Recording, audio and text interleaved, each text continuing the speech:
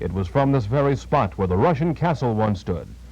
On October 18th, 1867, the Russian flag was lowered and the stars and stripes rose over this great land, Alaska. A fitting memorial to pioneer Alaskans who developed this great land retire here to relive adventures of old. The modern Centennial building in the background contrasts the Tlingit war canoe and the historic totems which draw thousands of visitors each year from throughout the world. It is in this setting that Presbyterian missionaries came in 1878 and established what is now Sheldon Jackson College, the oldest educational facility in Alaska. It is befitting that on this campus, adventuresome, dedicated young men must prepare to assume duties in the Arctic and metropolitan areas and face the challenge of nature's fury and man's inhumanity to man. It is within 8 weeks that these men must exemplify the credo of loyalty, integrity, and courage.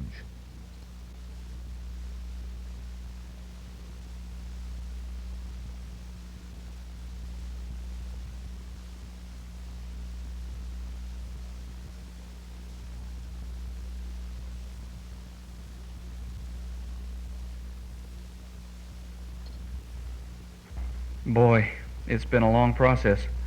The orientation says I have to take a boat over to the mainland. It just seems like yesterday that I got out of the service and walked into that state trooper's office to report that accident I witnessed. I guess when I saw that trooper come up to the counter looking so sharp, I knew right then I wanted to be a trooper. When I think of what I had to go through, and it's just starting, that oral exam was sure a lot tougher than the written. I thought that captain would never stop asking questions. But that guy from personnel sure came up with some Lulus, too. When I told the doctor what I needed the physical for, he kind of chuckled and said, "Apparently your head's okay if you're this far, and from what I found, the rest of you will take all the running they're going to dish out."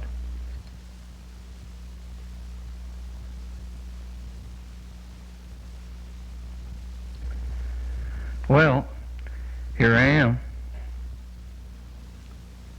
Having successfully completed all segments of the recruitment process, the recruit trooper finally is assigned to the academy. The 8-week program encompasses some 60 different subject areas and is under the direction of the lieutenant in charge of training, who is assisted by his staff. All of the seasoned men assigned to duty at the academy as instructors have benefited by a number of specialized schools to assist them in the subject areas of professional interest. Well, this is the room that the bulletin board says I was assigned to. That's quite a daily schedule they have posted. 6 a.m. reveille, 6:15 formation and physical training until 6:45. Then 15 minutes to shower and breakfast at 7. I'm assigned a cleaning detail in the lab, besides keeping my own room spotless. I guess I'll eat a quick breakfast and get back early so I can spend some time cleaning and straightening up before the inmates inspection. That's at 10 to 8. Well, busy day. The recruit troopers are all measured by the department supply officer, and tailored uniforms are delivered prior to graduation. During the academy, a wash and wear fatigue uniform is worn by the probationary trooper. This is provided at his own expense. Another item of prime importance is several standard police textbooks, manuals, and lesson outlines for seemingly unending reading assignments. As the recruits continue arriving, afternoon mail call sees some recruits already receiving mail from wives and loved ones, and there's 8 weeks left. After a restless night's sleep, an early rise, and some smoke-bringing exercises, an orientation held on the lawn, followed by an in-ranks inspection. The state troopers are very proud of the public support that is given to this elite group of about 150 men, which police an area so large, with so many different types of duties, that it amazes even the trooper himself.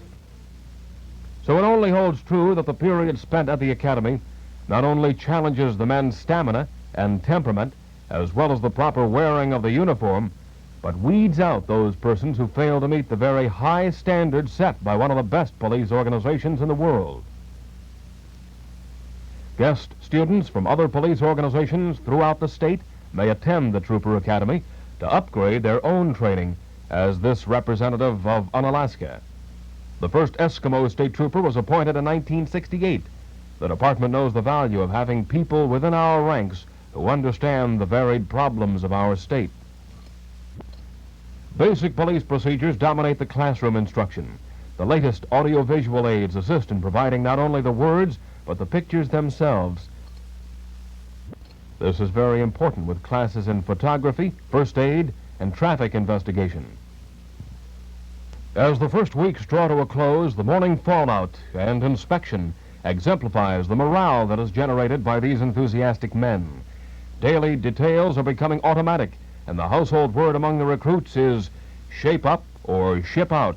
Last week's instruction dealt with departmental rules and regulations, wearing of the uniform, introduction to traffic law, Alaska geography, and history. The middle of the day sees the men breaking into two groups, which alternate every other day. It is in these groups that the men receive training in watercraft safety, life-saving, and self-defense tactics. Curriculum followed at the academy qualifies the recruit to receive 15 hours of credits, which can be continued through the community college program, leading to an associate degree or higher. Education and professional self-improvement are considered in future assignments and promotions within the department. To examine physical proficiency, every Monday morning is set aside for a series of exercises which test the physical abilities. The series of exercises include the number of push-ups and sit-ups the trooper can do in 1 minute.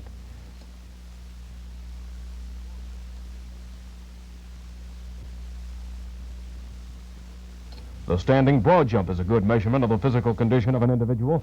When a man in a standing position can jump a distance greater than his height, he is considered to meet the minimum physical requirements of the program.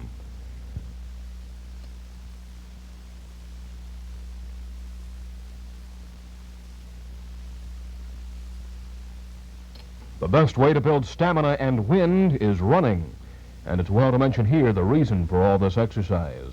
Picture, if you will, a trooper during the 1964 earthquake being stranded on the Seward Highway. Bridges being down prevent his driving back to Seward. Then after running and walking 30 miles back, the conditions that he found were even more grave than he had expected.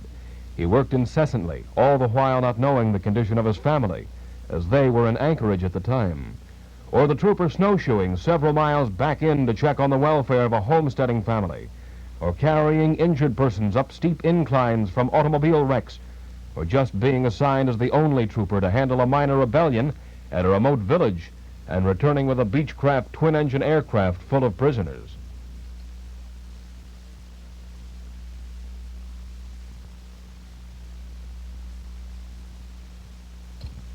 As the training progresses, classes get more technical on equipment such as the breathalyzer, which measures the amount of alcohol in a person's body, which the troopers must all qualify as operators.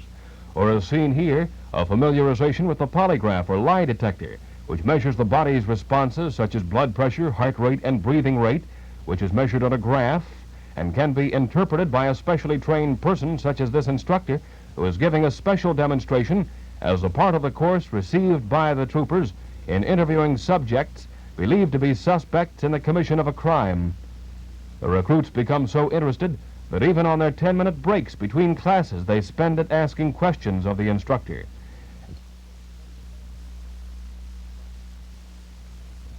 Exercises out of doors include making test skids at varying speeds.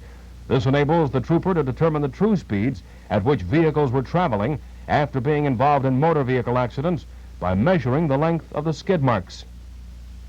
Measurements are very important in reconstructing just how the accident occurred.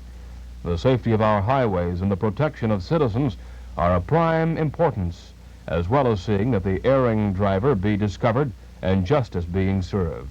Any person who has seen an accident involving a drinking driver who has injured or killed an innocent family will bear witness to the importance of this aspect of the training.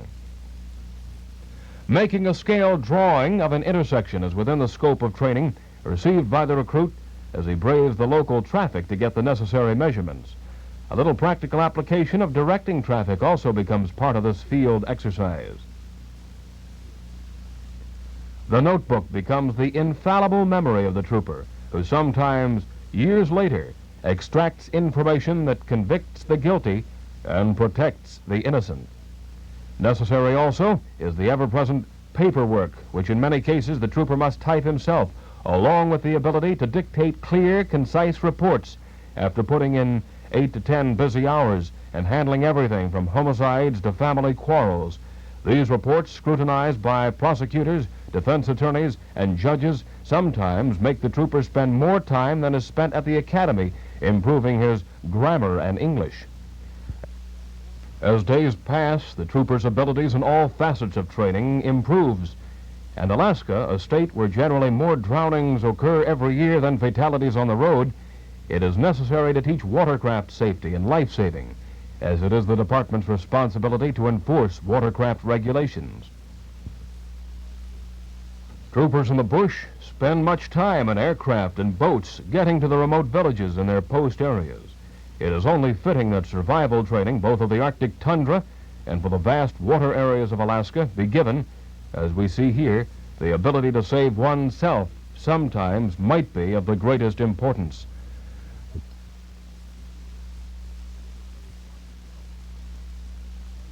Firearms is another area of protecting the law-abiding public. Troopers are taught the skills of firearm proficiency and have to maintain high standards of qualifications. A combat-type course is designed principally to stimulate field conditions which occur from time to time.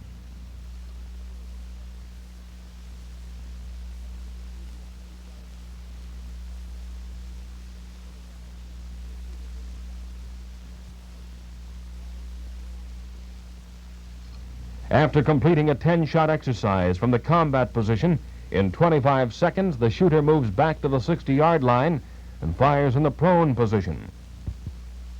The positions taught to be utilized are those which afford the trooper the maximum amount of protection and exposure of the smallest area from fire directed at them.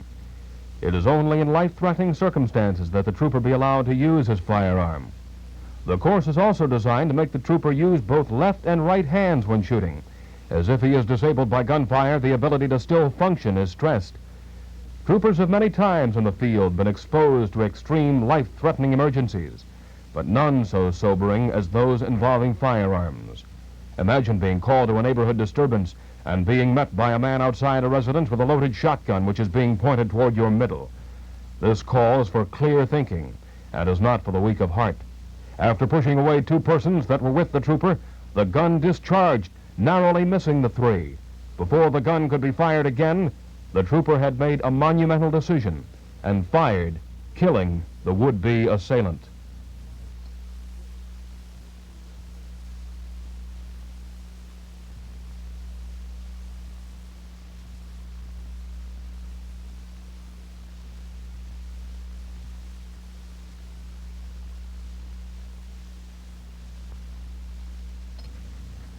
So as the coach checks the target over, the recruit in the back of his mind is hoping that he never has to use the proficiency he has gained. The trooper is also introduced to his office, the squad car. For in one of today's powerful, well-engineered automobiles, he will conduct a large percentage of his business. His squad car affords him protection from the elements and enables him to contact many persons who request police assistance in a short time. It also ensures that together the trooper and his patrol unit will make the highways and byways of Alaska as safe as possible from the menace of the traffic violator. Lacking the facility for high-speed training, the troopers are taught to control their vehicles in a precise manner. Thus, the recruit starts out on the precision driving course. The course is graded on smooth operation, elapsed time, and vehicle control. For each cone knocked over, 1 minute is added to the score.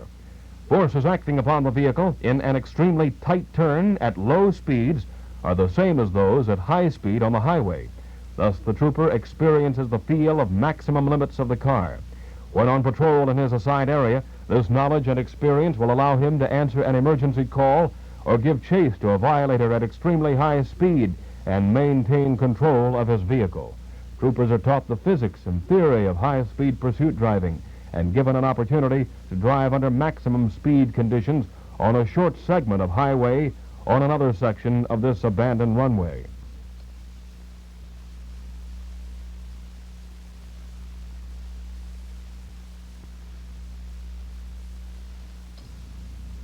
As the trooper guides the patrol vehicle through the course, he will reach speeds of 60 miles per hour, while placing the vehicle between cones which allow only 3 inches clearance from each tire. After the trooper drives this course, which is 1 mile long, several times, he is prepared to go into the field, knowing his and the vehicle's possibilities and limitations. As the training accelerates, personal appearance and morale of the recruit continues to be an item of scrutiny by the instructors and staff at the academy. The first few weeks see some recruits leave for personal reasons, and occasionally some let go for not measuring up to the high standards set. Being prepared extends into areas that seem unnecessary at first, but when one stops to think just what mob rule causes, it is well to be ready with a functional, well-trained unit that can respond rapidly when the cry of riot is sounded. We hope that it never happens in the last frontier. Gas is one of the most effective ways to move a group of lawless from an area without danger or physical harm to those not involved. Practical field use of the gas masks increases the operation efficiency of the trooper in the field.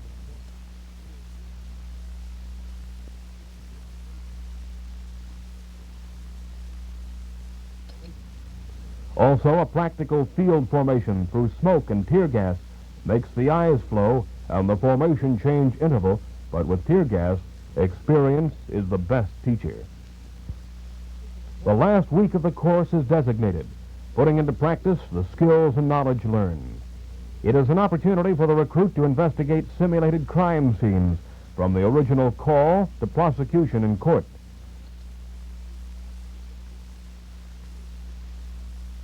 The college community provides witnesses and suspects which the troopers must seek out and interview in completing their investigations.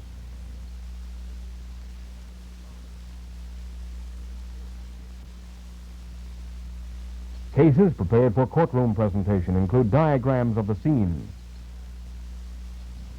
Submission of physical evidence found at the scene of the crime is admitted in court according to law. In order to present to the jury an accurate description of the scene, photographs are made of all significant items of evidentiary nature.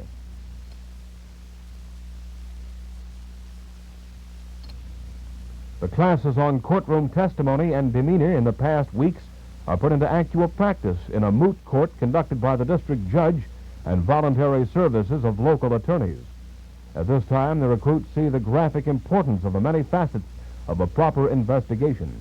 After hearing the verdict returned as a result of their investigation, the next day sees the recruit taking comprehensive final examinations, which will help him to determine those areas which require further study in the field.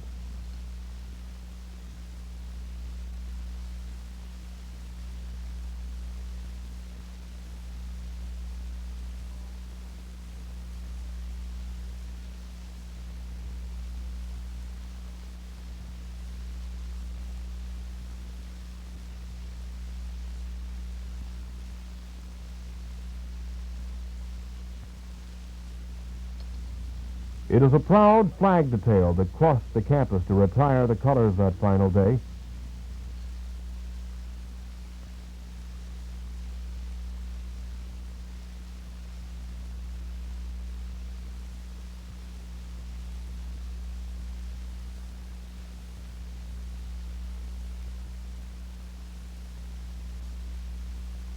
Hectic last-minute preparations last well into the night in preparation for open house and graduation the following day. Anticipation fills the air, and the tension of the past 8 weeks are relaxed. Graduation day sees many visitors viewing the displays, equipment, and achievements of the graduating class. The commissioner, his deputy, and several region commanders are on hand to meet and welcome these men into the Brotherhood of Alaska State Troopers.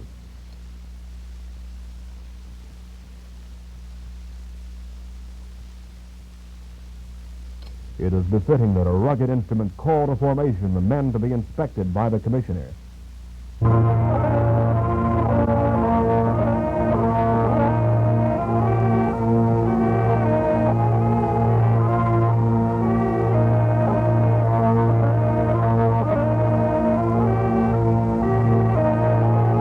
Commissioner Mel J. Personette inspects the elite personnel who are to assist him in the maintenance of law and order for the citizens of the state of Alaska in 3 region headquarters: Anchorage, Juneau, Fairbanks, and 26 remote posts throughout the state like Nome, Barrow, Tok, and Bethel.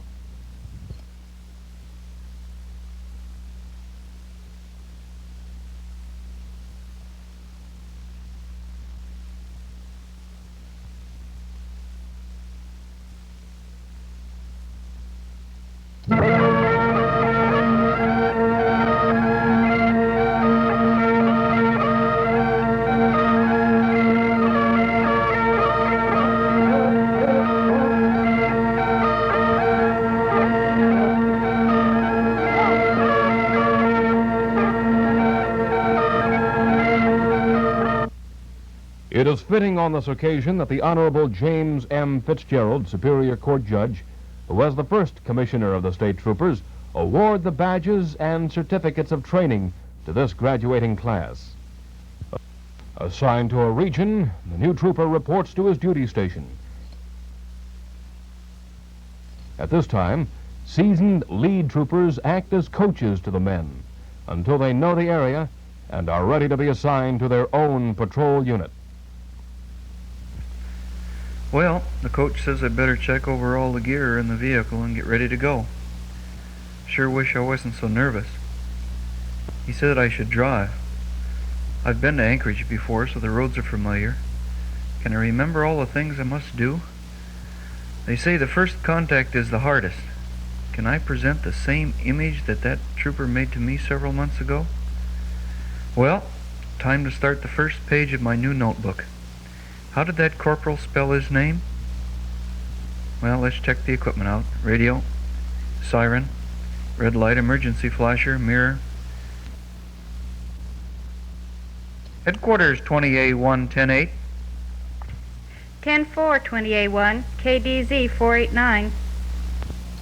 I do solemnly swear that I will support and defend the Constitution of the United States and the Constitution of the State of Alaska, and that I will faithfully discharge my duties as an Alaska State Trooper to the best of my ability.